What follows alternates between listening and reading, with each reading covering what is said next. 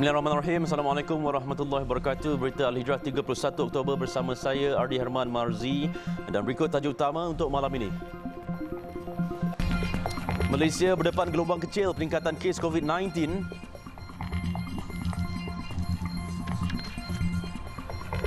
Juga sindiket pemerdagangan orang bekas ahli politik antara ditahan.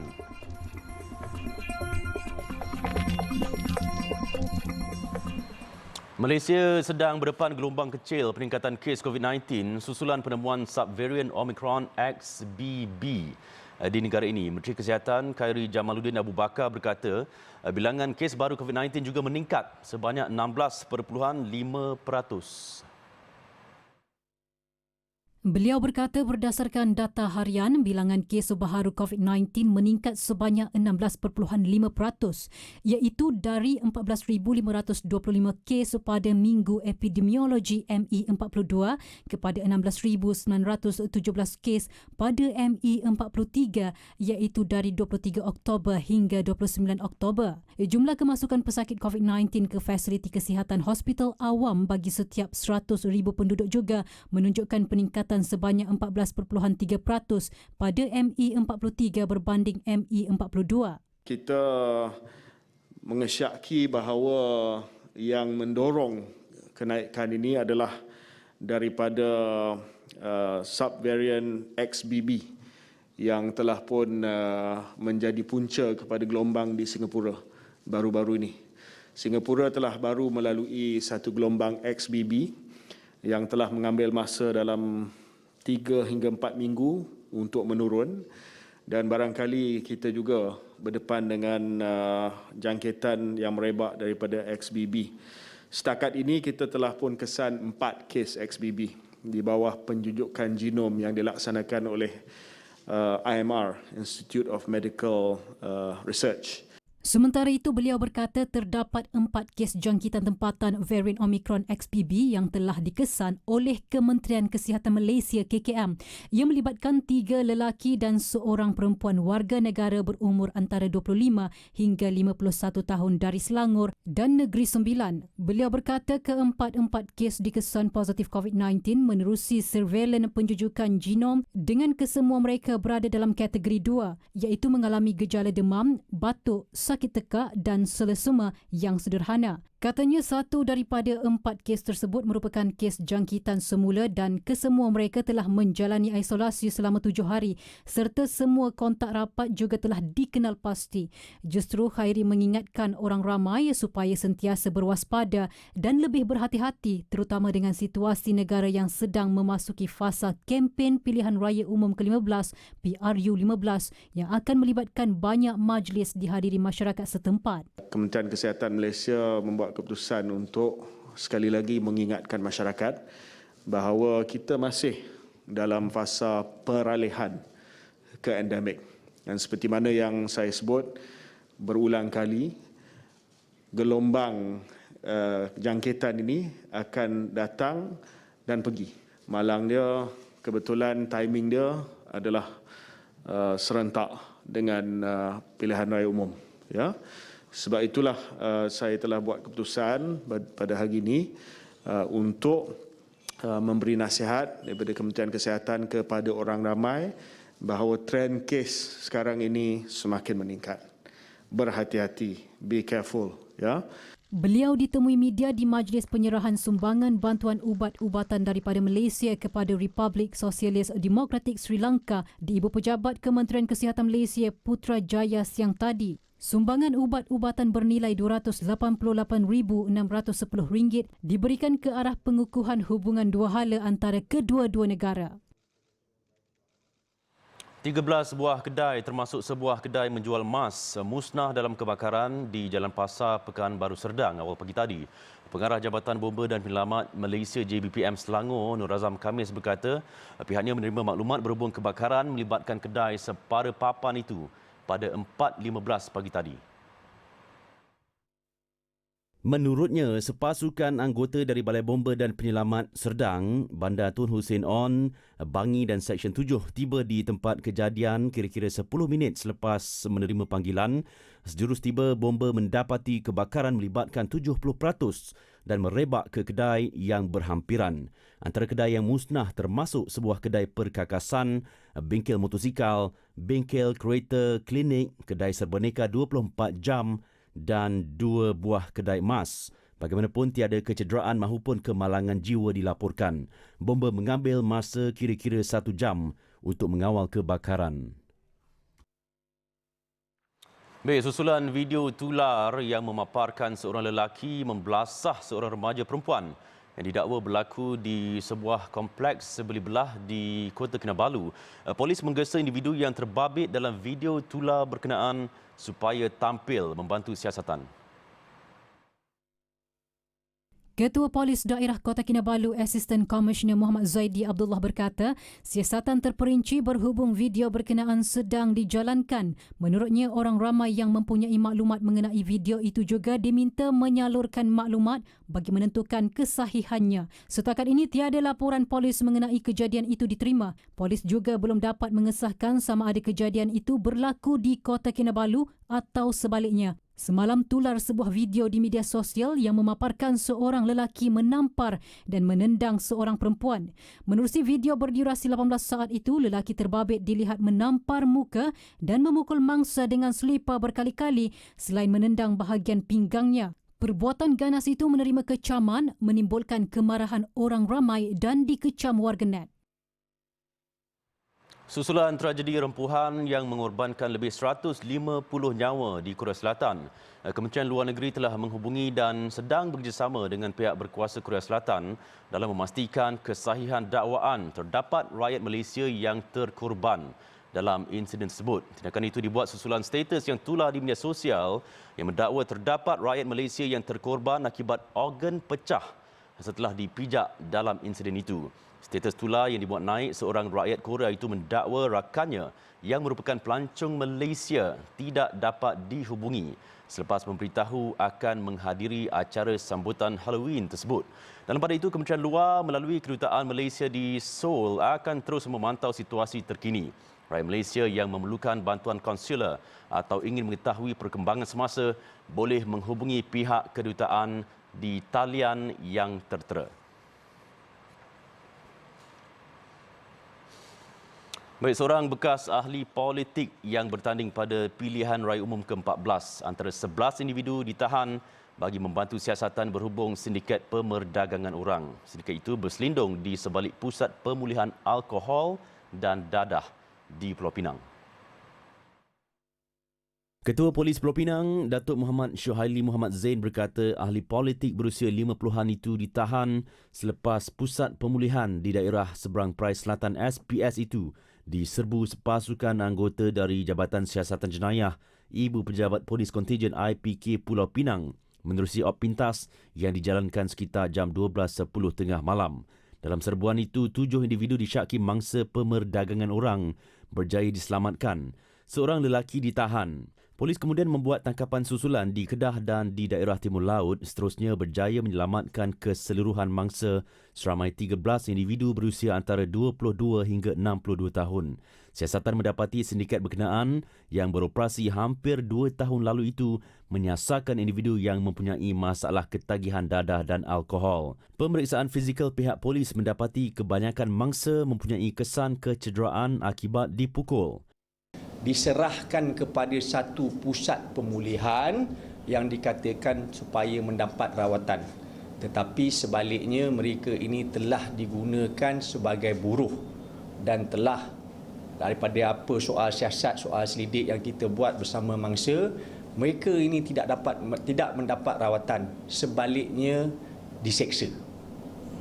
Dan ada di antara mereka yang pulang tetapi diambil semula untuk kembali kepada pusat pemulihan ini, kononnya untuk mendapatkan rawatan. Siasatan mendapati bekas ahli politik terbabit adalah pengasas pusat pemulihan itu. Bagaimanapun polis masih menyiasat mengenai pemilikannya. Muhammad Syuhaili berkata ada waris yang membayar antara RM1,200 hingga RM1,500 bagi membolehkan mangsa menjalani pemulihan di pusat rawatan yang tidak berdaftar itu. Antara barangan yang dirampas ialah rotan, rantai besi beserta mangga, paip PVC, besi penyambung katil, komputer riba, telefon bimbit, dokumen dan jaring besi bersama kad penghuni. Kes disiasat mengikut Seksyen 12 Anti Pemerdagangan Orang dan Penyeludupan Migran Atip SOM 2007. Selepas ini, lebih 40,000 akaun pengguna air terjejas. Baik, kita ke laporan seterusnya. Susulan gangguan air bersih akibat paip rosak di persiaran Bandar Seri Alam, Pasir Gudang, Johor sejak Jumaat lalu menyebabkan ramai penduduk terjejas. Tinjauan TV Al-Jah di Zon Plentong, Zon Masai dan Tanjung Langsat mendapati hampir separuh kedai makan atau restoran terpaksa ditutup dan tidak dapat beroperasi seperti biasa. Penduduk Bandar Seri Alam, Abu Bakar Muhammad meluahkan kesukaran mereka berdepan situasi itu. Dia yang juga seorang pesara terpaksa mengetepikan faktor usia dan kesihatan bagi mendapatkan sumber air bersih. Masalah ketiadaan air ni sekarang kita pergi Tesco pun air mineral kita beli pun dah habis banyak tempat shopping center dekat kawasan sini. Jadi perlulah tindakan pihak kerajaan macam mana yang patut Lepas tu kita lagi ada anak cucu-cucu kecil, masalah tu kita dengan keadaan kesihatan kita orang dah tua-tua kan. Jadi air ni kalau terputus memang masalah besar lah pada semua orang penduduk. Sini syukur alhamdulillah masjid ni pun dapat bangsa-bangsa asing semua dapat sama-sama dibenarkan ambil apa semua tu. Alhamdulillah. Macam Pak Haji sendiri ambil siang lah. Saya ambil siang, malam saya bagi peluang orang kerja tu. Jadi tak ada orang, tengah-tengah malam pun saya datang juga kadang. Jadi saya sebagai pengusaha restoran Al-Hanin di Tempat Renting memang kami mengakui lah memang menghadapi kesukaran lah. Kesukaran di mana air tak ada, maklum lah. Kedai makan ni perlukan air kan, basuh ayam, basuh sayur, beras sebagainya.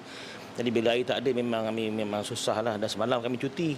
Sebab air memang tak ada. Air dalam tangki pun tak ada. Jadi kami semua mengharapkanlah pihak berkuasa dan kami yakin pihak berkuasa memang betul-betul memang bekerja keras siang malam. Ada yang agihkan air, saya nampak memang ada tahniah dan saya memang mendoakanlah mudah-mudahan Allah mudahkan urusan ini insya-Allah dan semoga semuanya lancarlah insya-Allah. Sementara itu, penduduk kampung 10 Kamaruzarimah Muhammad berkata air yang dibekalkan Runhill SAJ pada Sabtu telah habis untuk kegunaan harian sekeluarga. Susahlah tak ada air ni sebab banyak keperluan kita nak buat semua terkandas lah kan. Ada daripada hari Jumaat sebenarnya air tak ada. Tapi hari Sabtu ada bantuan air daripada SAJ. Dapatlah tak ada beberapa tong. Tapi tak mencukupi. Syukur alhamdulillah malam tu hujan. Dapatlah kita tak ada air hujan. So harap cepat hari ni ke ada air. Banyak benda kan nak buat. Dianggarkan masih terdapat kira-kira 40,000 akaun pengguna air terjejas sehingga hari ini. Dalam pada itu, Menteri Besar Datuk Onn Hafiz Ghazi berkata pihaknya sudah berhubung dengan kamp tentera di Kluang untuk tambahan tangki air. Tangki air yang dibekalkan MINDAF akan ditempatkan di beberapa lokasi strategik bagi memudahkan pengguna mendapat bekalan air bersih. Saya memahami bahawa ini satu ujian yang besar untuk penduduk di kawasan di sini, tetapi ada technical issue seperti tuan-tuan dan puan-puan boleh tengok ni, paip pecah dekat kawasan dan dia dalam paipnya sedalam 8 meter. Dan because of that, ditambah dengan hujan yang lebat semalam, ia melibatkan sedikit kesukaran daripada pihak RSNJ untuk memperbaiki paip yang rosak. Beliau berkata demikian ketika ditemui selepas melawat lokasi paip pecah di Jalan Lembah, Persiaran Bandar Seri Alam, Pasir Gudang, Johor hari ini. Selangor mencatatkan peningkatan jumlah pengundi iaitu lebih 1.26 juta atau 52.28% bagi pilihan raya umum ke-15. Timbalan Pengarah Pejabat Pilihan Raya Negeri Selangor, Kamarul Azman Ahmad Sabri berkata berdasarkan rekod, jumlah keseluruhan pemilih pada PRU15 adalah seramai 3.6 juta berbanding pada PRU14 hanya 2.4 juta. Beliau berkata kenaikan itu dipengaruhi pelaksanaan undi 18 dan pendaftaran automatik. Untuk Selangor ni kita ada peningkatan seramai 1.2 juta lah. Nak compare dengan PRU 14 yang lepas, pertambahan 1.2 juta ni selepas pelaksanaan undi 18 dan undi automatik memang akan bertambah banyaklah, dan Selangor lah pengundi yang paling tinggi. Kalau nak compare dalam Malaysia ni, Selangor paling tinggi dan Bangi lah mempunyai pengundi paling tinggi kalau compare by parlimen. Mengulas lanjut, beliau berkata jumlah pengundi paling ramai adalah bagi kategori umur 21 hingga 59 tahun yang menyumbang 76% atau 2,805,596 pengundi. Diikuti warga emas berusia 60 tahun ke atas dengan 598,549 dan belia berusia 18 hingga 20 tahun berjumlah 273,703 pengundi. Dalam pada itu, 56,707 petugas SPR ditugaskan dalam PRU 15 di Selangor kali ini dengan 974 pusat pengundi dibuka termasuk 51 pusat pengundi awal, 6,219 saluran tempat mengundi dan sejumlah 22,003 botol dakwat disediakan untuk pilihan raya. Beliau dalam pada itu turut memaklumkan 4 pusat mengundi iaitu Sekolah Kebangsaan Sri Cempaka, Sekolah Jenis Kebangsaan Tamil Ladang Bukit Ijo, Sekolah Jenis Kebangsaan Cina Bukit Fraser, Balai Raya Lubuk Jaya akan bermula 8 pagi hingga 2 petang. Manakala bagi 4 pusat mengundi lain iaitu SJKT Ladang Sabak Bernam, SJKT Ladang Mary dan SJKT Selangor River serta SK Sri Gambut Tanjung Karang pula beroperasi antara 8 pagi hingga 4 petang membabitkan Parlimen Sabak Bernam, Hulu Selangor, Tanjung Karang dan Kuala Selangor. Kamarul Azman berkata demikian ketika ditemui selepas taklimat media berhubung PRU 15 di Shah Alam hari ini. Bahu membengkak dan membesar sebesar bola sepak. Itu nasib ditanggung seorang pemuda, Muhammad Adli Azhar, 29 tahun, yang menderita penyakit barah tulang di bahagian bahunya. Menurutnya, bahunya membengkak sebesar itu hanya dalam tempoh 2 bulan. Muhammad Adli yang tinggal di Taman Balok Sejahtera dekat Kuantan tidak menyangka penyakit dihidapinya itu menjadi lebih parah. Ini kerana selepas membuat pemeriksaan pertama, dia dimaklumkan hanya mengalami frozen shoulder dan hanya diberikan ubat tahan sakit. Bagaimanapun, selepas membuat pemeriksaan kali kedua, dia didapati menghidap barah tulang. Terkejut dia tu, dia cakapkan saya tulang. Dia tu dia cakaplah cara nak buat abal macam mana. Saya kena kemo dulu, lepas tu baru boleh operation. Itulah dia cakap, kos mahal dia cakap. Saya tak apalah, buat je lah mana-mana, usahalah mana-mana kos tu cakap. Okeylah, lepas tu sekarang. So sekarang akan usahakan lah? Akan usahakan lah. Agak boleh elok macam biasa lah tangan. Muhammad Adli yang baru mendirikan rumah tangga Februari lalu sebelum ini bekerja di sebuah syarikat minyak dan gas di Gebeng. Namun Ogos lalu beliau terpaksa berhenti kerja kerana tidak mampu menahan sakit ketika bekerja. Bagi menampung perbelanjaan harian selain bayaran rumah sewa dan kos rawatan, Muhammad Adli terpaksa bekerja sambilan di sebuah bengkel membaiki motosikal walaupun dalam keadaan sakit. Menurutnya, doktor akan membuat keputusan mengenai pembedahan implan besi selepas melakukan prosedur MRI, CT scan dan ujian darah. Beliau dimaklumkan kos untuk menggantikan tulang adalah RM38,000, tidak termasuk kos pembedahan, caj rawatan, kos ubat-ubatan dan makanan kesihatan. Cuma mampu berdoa dan saya cuma minta suami saya sembuh macam dulu. Sebab saya pun baru mulakan rumah tangga kan. Orang ramai yang ingin membantu boleh menghubungi Muhammad Adli di talian 017 9075 973 atau menyumbang ke akaun bank yang tertera.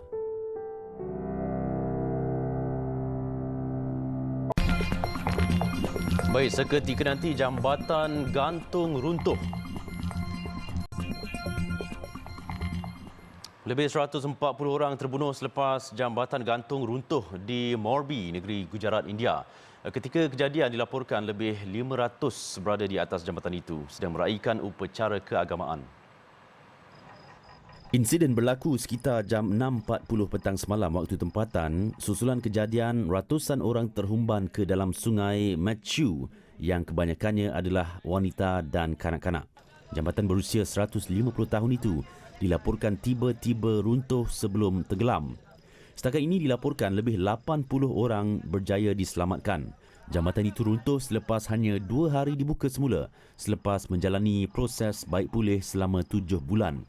Dalam pada itu, Perdana Menteri India Narendra Modi mengumumkan pampasan untuk mangsa yang cedera selain waris mereka yang meninggal dunia. Tragedi ini merupakan salah satu kemalangan paling buruk berlaku di negara itu.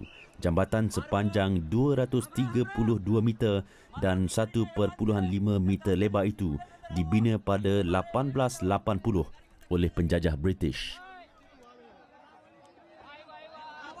Sementara itu, polis membuka kertas siasatan jenayah terhadap individu yang dipercayai bertanggungjawab terhadap kerja pengebuasaian, penyelenggaraan dan pengurusan jambatan itu. Kerajaan telah membentuk pasukan khas untuk menyiasat tragedi berkenaan. Kumpulan Oreva telah diberi tanggungjawab menyelenggara jambatan itu selama 15 tahun. Menurut Ketua Pegawai Perbandaran Morbi, Sandip Singh Zala, pihaknya tidak menerima maklumat pembukaan semula jambatan itu dan tidak mengeluarkan sebarang sijil kelulusan keselamatan kepada mereka. Ahli Parlimen Tempatan dari Parti Bharatiya Janata, Jairaj Singh Jadija, menyalahkan Oreva kerana menjual tiket tanpa sekatan hingga menyebabkan kesesakan dan menyebabkan jambatan itu runtuh. Sebelum ini, jambatan berkenaan diselenggara Majlis Perbandaran Tempatan dan menghadkan bilangan orang di jambatan adalah 20 hingga 40 orang pada satu masa. Namun ketika kejadian terdapat lebih 500 orang di atas jambatan gantung itu. Difahamkan terlalu ramai orang berada di tengah jambatan serta ada yang cuba menghayunkan dari satu arah ke arah yang lain. Sehingga kini Oreva masih tidak memberi maklum balas mengenai tragedi berkenaan. Sementara itu di Kongo, sekurang-kurangnya 11 orang termasuk 2 pegawai polis terbunuh dalam rempuhan di sebuah konsert. Kejadian berlaku di sebuah stadium terbesar negara itu di Kinshasa.